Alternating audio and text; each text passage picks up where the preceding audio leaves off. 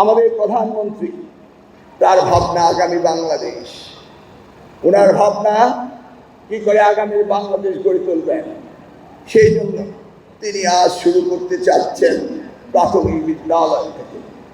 যেভাবে শুরু করেছিলেন দেশ মাতা বেগম খালেদা জিয়া, তিনি প্রাথমিক শিক্ষা ছাত্র ছাত্রীদেরকে খাদ্যের বিনিময়ে শিক্ষা কর্মসূচি দিয়ে তাদেরকে স্কুলে এনেছিলেন, পরবর্তীতে উপবৃত্তির ব্যবস্থা করেছিলেন। আমরা দেখেছি সেই পদক্ষেপের কারণে সারা বাংলাদেশের স্কুলগুলোতে ভর্তির হার বেড়ে গিয়েছিল। আবার আমরা এটাও দেখেছি বিগত সরকারের সময় ড্রপ আউট রেটও বেড়ে গিয়েছিল। আবার আমাদের এই নবযাত্রা শুরু করছেন আগামী বাংলাদেশ গড়ার জন্য আমাদের আজকের মাননীয় প্রধানমন্ত্রী জনাব তারেক রহমান। তিনি সবচেয়ে গুরুত্ব দিচ্ছেন আমাদের শিশুদেরকে, তাদেরকে চতুর্থ শ্রেণীতে তাদের জন্য কালচারাল, তাদের জন্য খেলাধুলা ম্যান্ডেটরি করা হয়েছে, আনন্দময় শিক্ষার ব্যবস্থা করা হয়েছে।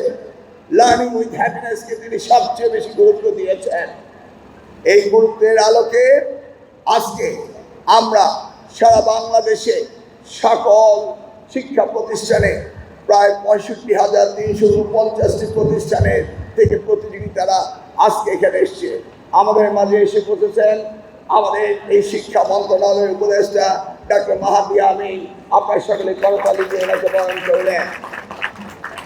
তিনি সকালে মাননীয় প্রধানমন্ত্রীর সাথে একটি বিশেষ বৈঠক থাকার কারণে তিনি একটু দেরিতে আসবেন, সেটা আমার কাছে বলেছিলেন।